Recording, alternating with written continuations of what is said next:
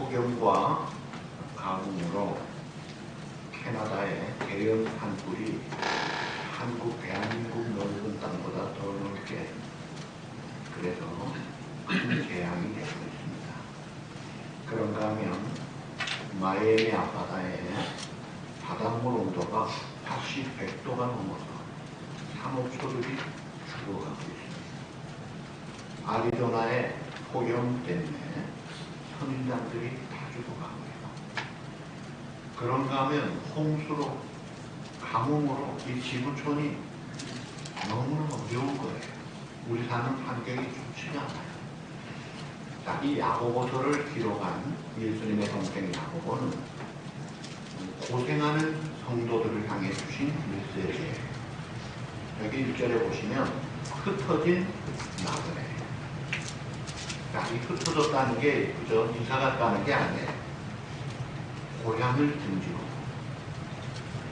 우리같이 좋은 유혹에 목적을 가지고 살려고 온 것이 아니라 살 수가 없어서 쫓겨난 사람들이에요. 소위 난민 이민자들이에요. 그러니 형편이 환경적으로만이 아니라 경제적으로도 무척 어렵습니다. 거기다가 영적으로 로마 대박해 시대예요. 예수 믿는 사람 잡아 죽이려고 잡으러 다니는, 그래서 무덤 속으로 피해 들어가는, 얼마나 어렵습니까? 그런 고난을 당하는 성도들에게 지난주 메시지 우리 보장모님이 오늘 기도하시면서 말씀을 해주셔서 얼마나 감사합니다. 이 고난을 당할 때 어떻게 하겠어요? 첫째, 온전히 기쁘게 여겨라. 문제는 우리를 슬프게 하고 무겁게 하고 도망가고 싶게 하고 극단적 선택도 막 생각할 수 있는 그런 거지만 그런 거 집어치고 선택하라. 여기라는 컨시더라는 게 여기라는 거예요. 기쁨의 길을 잡으라는 거예요. 기뻐하라는 거예요. 감사하라는 거예요. 환경은, 문제는 우리를 어렵게 하지만 왜 기뻐할 수 있어요? 로마서 8장 28절. 하나님을 사랑하는 자고 그 뜻대로 부르심을 입은 성도에게 모든 것이 합력하여 어떻게 돼요? 선을 이루게 하신 하나님을 믿고, 이 문제가 나 때문에 잘못된 건지 남 때문에 사탄이 준 건지 관계없이 어떤 문제든지 합력의 선을 이루시는 주님을 믿고 그 약속 붙잡고 기도하라는 거예요. 그래서 아무것도 염려하지 말고 감사함으로 기도할 때 하나님의 평강이 임합니다. 그 다음에 두 번째, 기쁘게 여기라. 다음에 두 번째가 뭐예요? 기도하라. 기도하라. 어려움을 당하죠? 그냥 있지 마세요. 왜 이럽니까? 내가 어떻게 해야 됩니까? 하나님께 물어보라 이거예요. 하나님께 물어보라. 왜요? 하나님이 답을 가지고 계세요. 허버트 케일이라는 선교사님이 중국에서 열심히 선교하다가 공산당이 들어와서 1949년에 3,000명 선교사들이 쫙 다 쫓겨납니다. 그래서 하나님 앞에, 하나님 왜 이럽니까? 그때의 중국 크리스찬들이 나미날 크리스찬, 이 명목당 크리스찬 합해서 다 50만 명이었어요. 그게 1949년이었어요. 30년이 지나니 닉슨 핑퐁 외교로 중국을 들어가서 30년 뒤에 들어가 보니까 선교사 3,000명 다 쫓겨났는데 크리스찬들이 5천만 명이 있더래요. 자생으로 크리스찬들이 믿음으로 살면서 그게 뻗어나간 거예요. 하나님이 행하시는 일을 우리가 상상할 수가 없어요. 북한이 지금 성경만 가지고도 중경을 받고 심지어는 처형까지 됩니다. 그런데 오픈도 선교사들의 보고에 의하면 지하 성도들이 지금 18만 명이 있다는 거예요. 도대체 믿을 수 없는 숫자가 있다는 거예요. 하나님이 하시는 거예요. 어려움을 당할 때 그냥 있지만 하나님께 물어보라. 답이 하나님께 있고 또 성경에도 답이 있어요. 주의 말씀은 내 발의 길이요 내 길의 빛이니. 이 하나님의 뜻이 성경을 통해 우리에게 기록된 말씀으로 있잖아요. 기도하면서 말씀 붙잡고 나아갈 때, 그 다음 세 번째, 자유한 거예요. 긴장을 풀고 하나님의 주시는 평강을 누리고 스트레스 속에 눌린 삶이 아니라 그래서도 기뻐하고 찬송할 수 있도록 이런 삶을 살자고 했잖아요. 오늘 보면 우리 크리스찬들이 세상 살아가면서 가장 대표적으로 당하는 두 가지 시험을 이야기해요. 누구나 당하는 대표적인 시험 두 가지. 그 첫째가 가난이라는 거예요. 가난. 돈이 없어요. 수입이 없어요. 너무 작아요. 생활이 어려워요. 많이 불편해요. 그런데 이 세상은 사람을 돈으로 평가하는 시대. 시간은 돈이다. 돈을 강조한 게 아니라 시간이 중요하다는 것을 벤자민 프랭클린이 한 말이에요. Time is money. 시간은 돈이다. 돈이 얼마나 소중한지. 사실 시간은 생명이거든요. 생명 같은 시간을 돈으로 비교할 정도로. 그러니까 돈 많으면 복을 받은 사람, 성공한 사람. 돈이 없으면 인격이 고상한데, 믿음이 훌륭한데도 실패자로 여기는 그런 환경이 오늘 우리의 환경이에요. 그래서 사랑으로 결혼한 부부지간에도 남편 인감이 적으면 아내 태도가 달라집니다. 인감이 높아지면 또 태도가 달라져요. 여러분, 이것은 불행 중에 불행입니다. 그렇게 살면 안 되죠.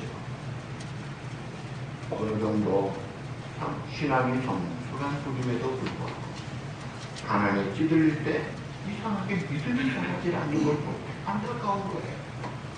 그래서 오늘 9절 말씀 뭐라고 했어요? 다 같이 낮은 형제는 자기의 높음을 자랑하고.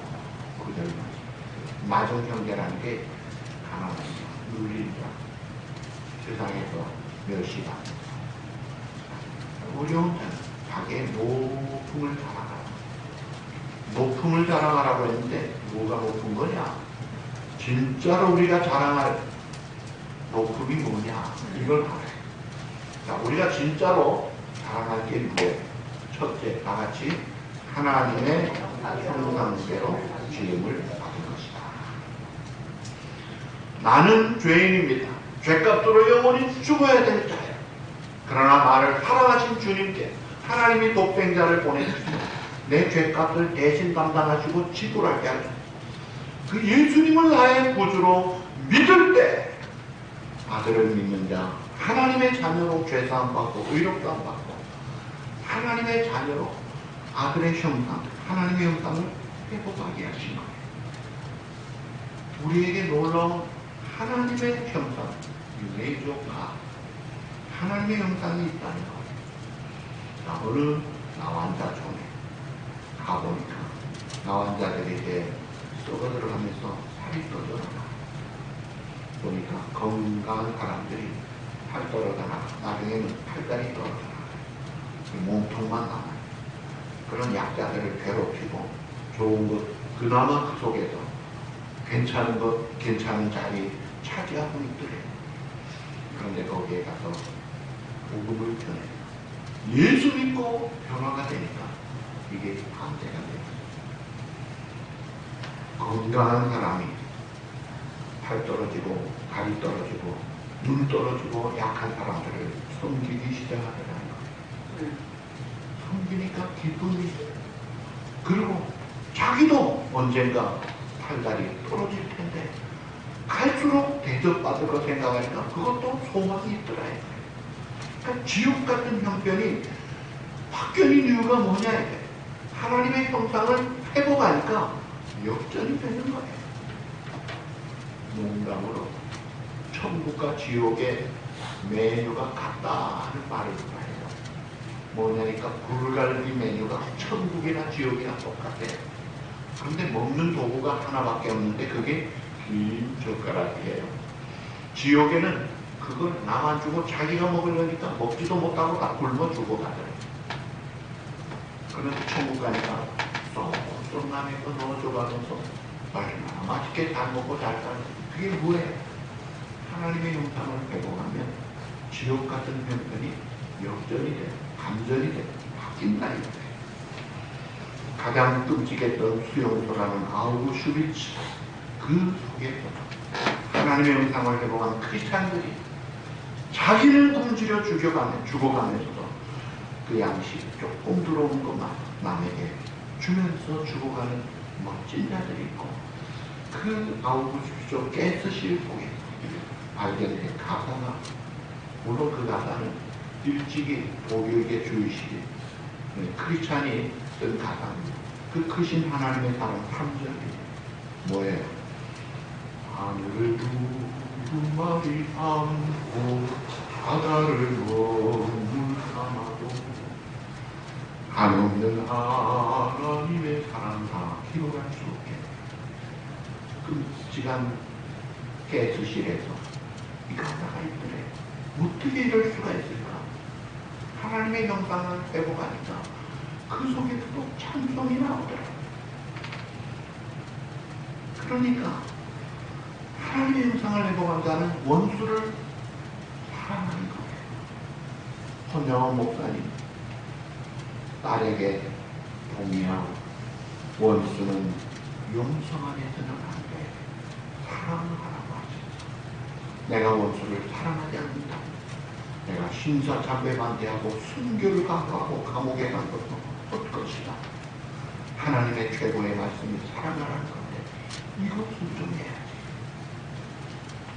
그래서 두 아들 중인 원수를 양아들로 삼고 기가 막히잖아요. 2차 대전 때 전쟁 치르던 미군이 일본군에게 부상을 당해 장애인이 됐어요. 일본을 이겼어요. 이기고 난 다음에 나에게 부상을 준 일본 원수를 갚아야 하고 사랑의 선교사로 들어갔더라 했어요. 얼마나 멋집니까? 어떻게 그럴 수 있지? 뺨 때리러 간 게 아니라 선지로 간 거예요. 하나님의 형상이 회복되니까 이렇게 멋진 역사를 이루더라. 한국 살인 사건 중에 가장 끔찍한 살인 사건이 뭔지 아세요? 지정파 김우현 양이었습니다. 하나 고기까지 있고 끔찍한, 짐승도 그러지도 않아요. 그런 김우현 양이 사랑의 교회 어느 집사님의 그 눈물과 기도와 사랑으로 성령이 역사하셔서 변화돼 성자가 되거나 그 다음에 자기의 장기를 기대놓고 죽는 순간에도 교도관들에게 전도하고 감사하며 찬송하며 죽더라. 가장 끔찍한 사람. 어떻게 그럴 수가 있을까? 멋진 하나님의 형상이 회복되니까 역사가 일어나더라. 그래서 우리가 높음을 자랑하라는 높임은 뭐냐? 내가 예수 믿고 하나님의 자녀로 하나님의 아들의 형상을 회복하게 되었다는 것. 이 자긍심을 가지고 놀리지 말라 이거예요. 그 다음에 두 번째, 예수 믿는 성도에게 영광이 있습니다. 물론 모든 영광은 하나님께 있어요. 그러나 잠언 22장 4절에도 겸손과 여호와를 경외함의 보험은 재물과 영광과 생명이라. 영광이 있다면 이 영광이 뭐예요? 예수 그리스도의 십자가로 구속받은 영광이에요. 그래서 여러분들은 얼마나 귀한지 아세요? 사람이 얼마나 가치 있는 존재인가를 알려면 그 가치를 위해서 얼마나 희생을 했느냐를 보면 알 수 있어요. 끔찍하게 희생하고 키운 자식은 다른 자식보다 더 귀한 것 같이 우리를 위해서 무슨 희생이 있었나요? 네, 하나님의 하나뿐인 독생자도 아낌없이 값을 지불하셨어요. 여러분들을 위해 지불된 값이 하나님의 아들의 값이에요. 그 보배로운 피값이에요.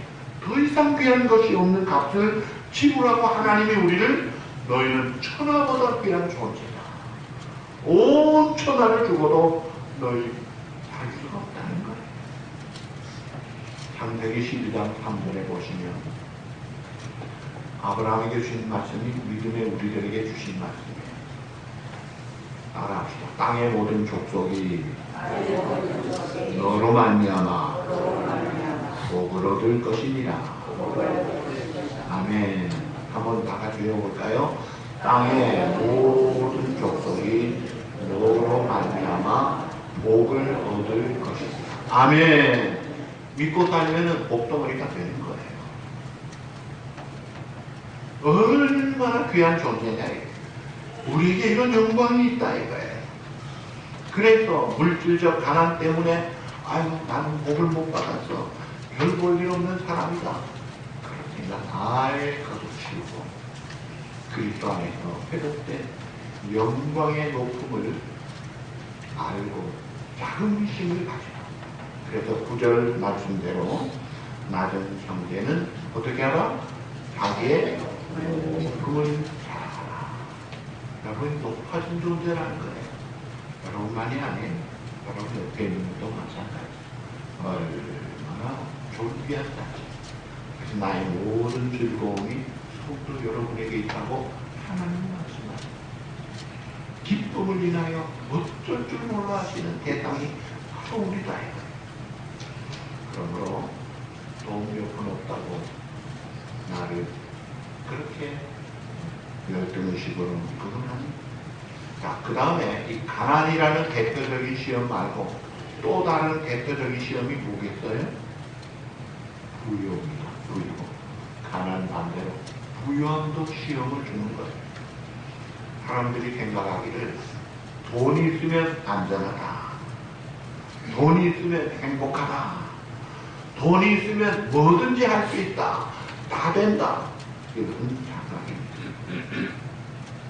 그런 생각, 착각을 하니까 하나님보다 돈을 더 의지해요. 이거 시험에 우리를 타락시키는 무서운 독소가 있습니다. 여러분 객관적으로 물질적으로 어려울 때보다 잘 살면 잘 살수록 통계가 더 부패하고 있습니다. 더 퇴폐 산업이 더 많아지고 있어요. 더 마약이 더 발전되고 더 자살률이 높아지고 있어요. 수많은 범죄들이 이 돈 욕심 때문에 일어나고 있어요. 그래서 오늘 아프리카 선교사님은 이런 고백을 탄식을 해요. 우리 성도들은 출세를 좀 안 했으면 좋겠다. 무슨 말이에요? 출세하고 나니까 하나님을 떠나더라요. 교회 안 나오더라요. 여러분 이 기복신앙 세상에서 달리는 끝인 줄 아는데 그거 다 지나가는 것들입니다. 결코 놓쳐서는 안 될 본질 영원한 것을 붙잡아야 되는데 비교할 수 없는 초월된 엄청난 가치가 있는데 이건 잃어버린다. 교회에서도 돈 많은 사람, 권력 있는 사람, 또는 중직자, 일 많이 하는 사람, 또는 오래 다닌 사람, 이런 분들이 겸손할 때, 섬길 때 정말 교회는 아름답고 평화롭고 복됩니다. 그리고 반대가 되면 문제가 일어나죠. 큰 사람, 대인이 어떤 사람이에요? 남 탓하는 사람이 아니라 자기 탓을 하는 사람. 내 탓이요. 소인배가 어떤 사람이에요? 언제나 핑계대니다. 책임전가 아니에요. 자기는 잘못 없다고 해요. 남 탓으로 해요. 큰 사람이 어떤 사람이에요? 권리보다는 의무에 순종하는 사람. 그걸 즐겨하는 사람이에요. 그런데 권리 찾고 할 일을 하지 않으면 이게 아니다. 그래서 예수님이 우리에게 보여주신 큰 리더십의 모습이 이 서번트 리더십.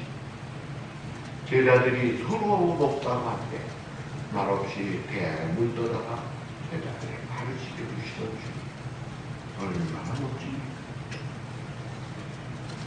교회 오래 다니고 중직자가 되고 선출직이 되고 할수록 더 겸손하고 또 하나님의 은혜를 알고 더 빚진 자의 마음을 가질 때 더 감사함으로 섬길 때 그 사람도 복되지만 교회가 복을 받는 것입니다. 제가 어떤 한 분이 안타까운 분이 생각나요. 한국에 부목사로 있을 때 참 좋은 분의 안수집사로 어려운 나가는 사람 골라가면서 잘 돕고, 그 다음에 초탕 났다 그러면 만사 제치고 다 해몰고 그룹 만들어, 두 그룹 만들어서 그 돕는 사람 무덤까지 사려가면서 그렇게 친절하게 딱딱하게 그렇게 잘하는 분이 장로님 되고 나서 말 그대로 기부스가 딱 들어가는 거예요.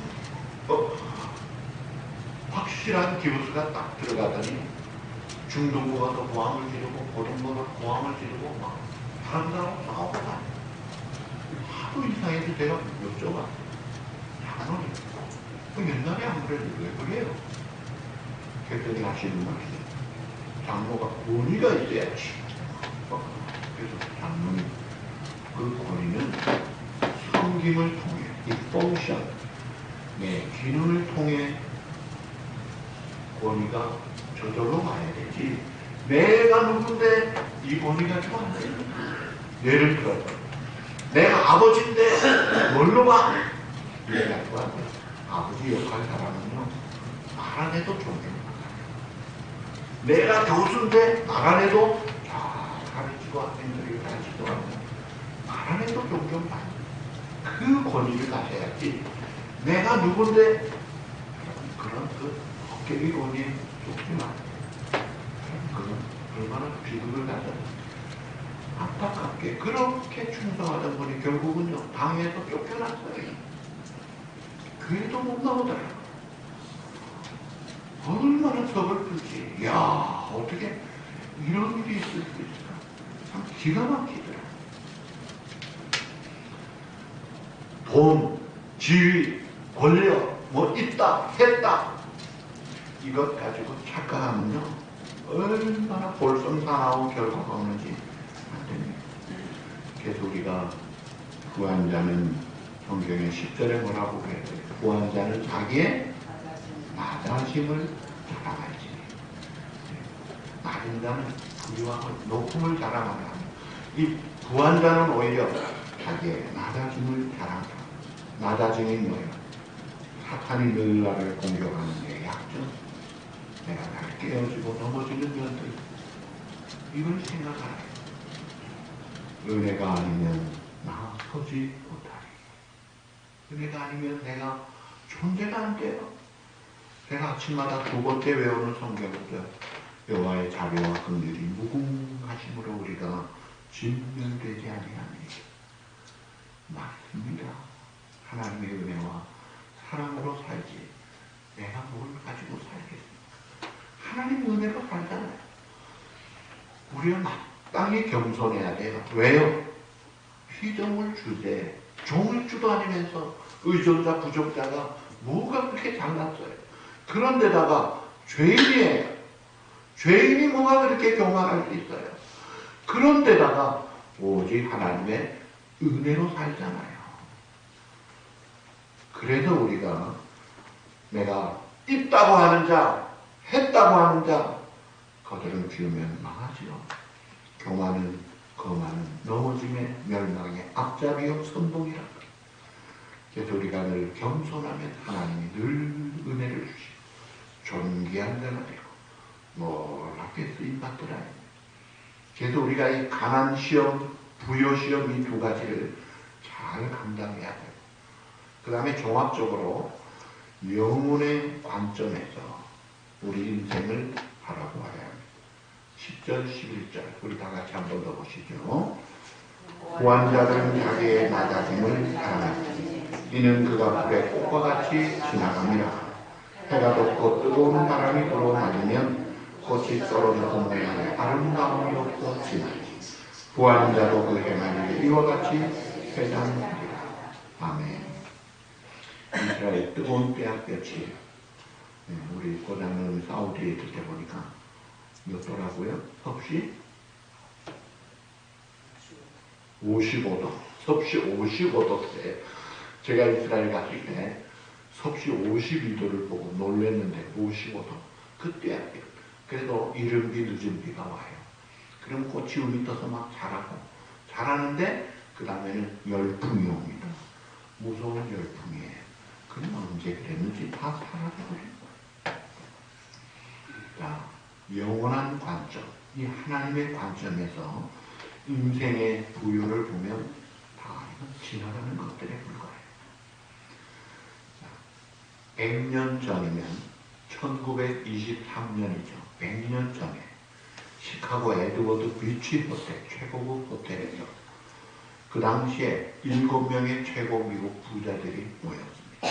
그 7명의 재산을 합치면 미국 국고보다도 더 많은 재산이었어요.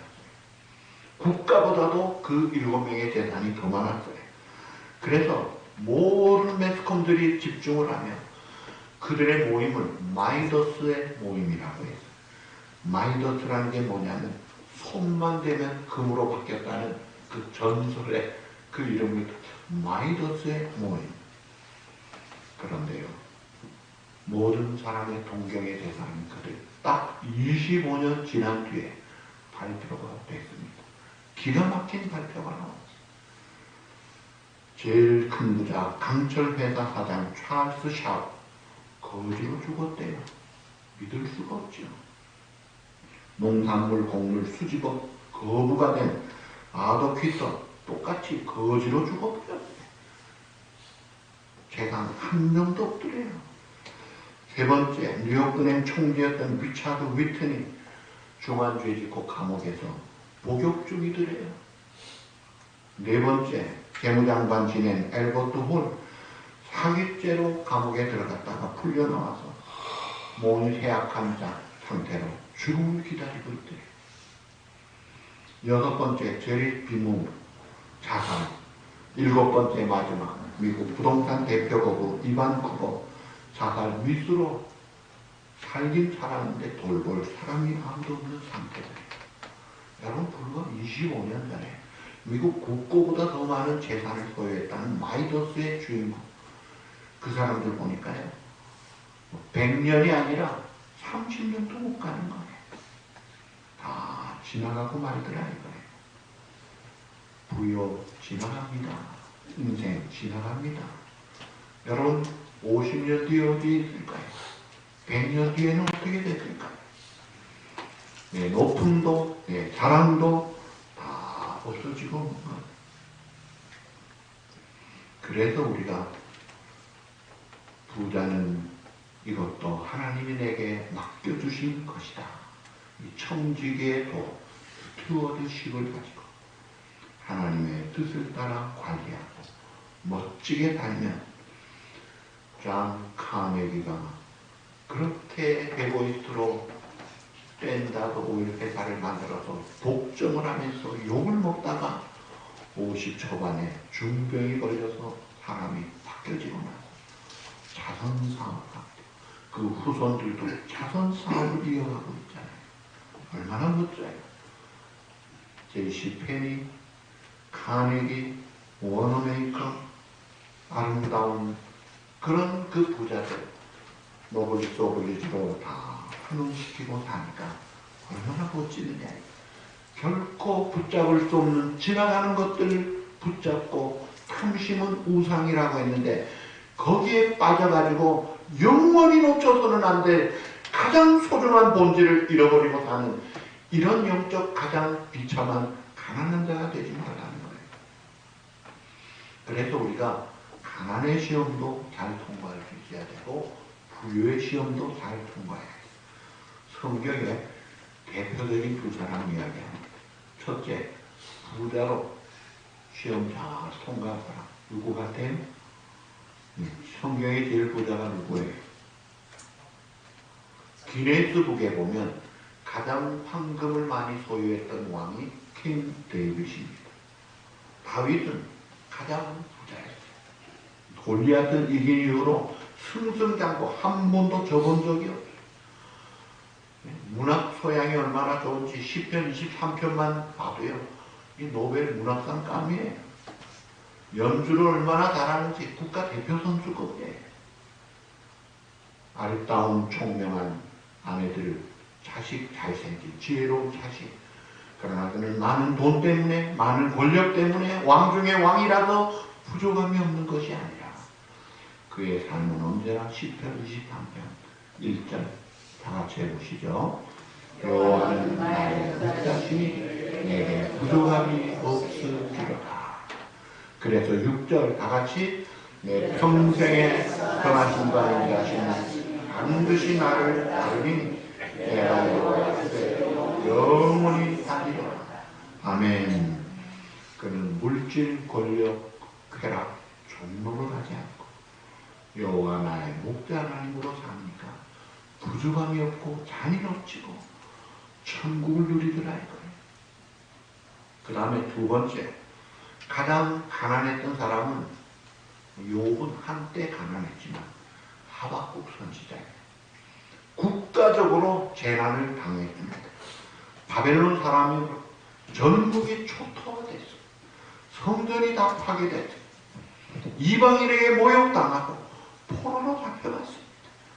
하나님 정말 전능하십니까? 하나님 살아계십니까? 하나님의 답을 얻었어요. 그 다음에 하박국 2장 4절 의인은 믿음으로 말미암아 살리라. 그러면서 하박국 3장 17절 18절 우리 다 같이 보시죠. 비록 무화과나무가 무성하지 못하고 포도나무에 열매가 없으며 감람나무에 꽃이 없으며 밖에 먹을 것이 없으며 우리의 양이 없으며 외양간에 소가 없을지라도 나는 여호와로 말미암아 나의 구원의 하나님으로 말미암아 기뻐하리로다. 아멘.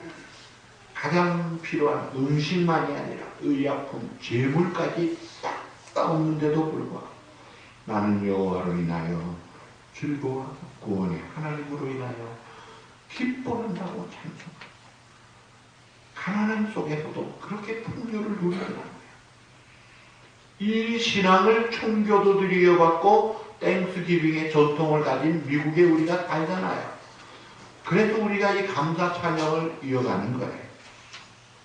그 다음에 한 사람 더, 사도 바울은 이 두 가지를 같이 이야기를 했어요. 그것이 빌립보 4장 11절 12절 우리 같이 보시죠. 내가 궁핍함으로 말하는 것이 아니니라.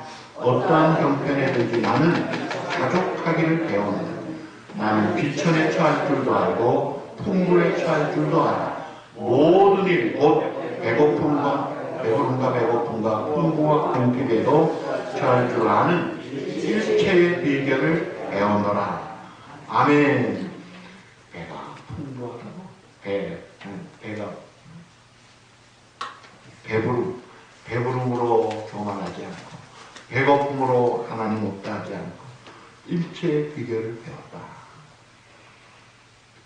자, 우리는 내가 많이 가졌다고 생각합니까? 나의 낮아짐을 기억하라. 내가 없다고 생각합니까? 나의 높아짐을 기억하라. 인생은 지나갑니다. 부한 것도 이 또한 지나가리라. 가난한 것 이 또한 지나가리라. 지나가는 것. 하나님은 영원하시고 하나님의 말씀은 영원한데. 자, 하나님의 말씀 마지막 한 구절을 읽고 마칩니다. 시편 52편 7절 8절인데 7절은 우리가 피해야 될 것, 8절은 우리가 취해야 될 것이에요. 다 같이 읽으시죠. 이 사람은 하나님은 자기 힘으로 감지 아니하고 오직 자기의 재물을 풍부함을 의지하며 자기 악으로 스스로 든든하게 하던 자라 하리로다. 그러나 나는 하나님의 집에 있는 푸른 감람나무 같으며 하나님의 인자하심을 영원히 의지하리로다. 아멘. 그 밑에 세 번째 줄. 그러나 나는 이것이 그러나 우리의 그러나 나는 앞에 사람같이 하나님 없이 자기의 재물을 풍부하며 자기의 악으로 스스로 든든하게 사는 그런 삶이 아니라 나는 하나님의 집에 있는 푸른 감람나무 같은 하나님의 인자하심을 영원히 의지하리라. 그래서 그런 자는 이런 찬송을 하죠. 주는 나의 참 소망 주는 나의 참 만족, 주는 나의 참